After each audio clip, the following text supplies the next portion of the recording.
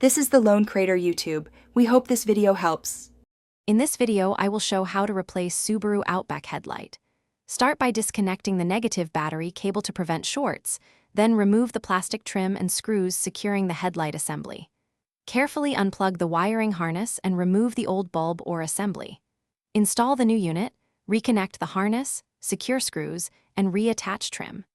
Reconnect the battery and test the light to confirm proper operation before closing the hood. Begin by opening the hood and finding the headlight housing behind the grille.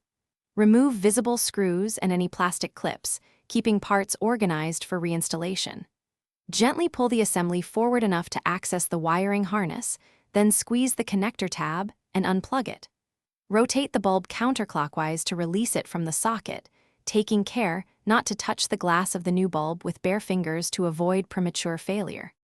Handle the new bulb with gloves or a clean cloth, then insert and rotate it until it seats firmly to prevent leaks or misalignment.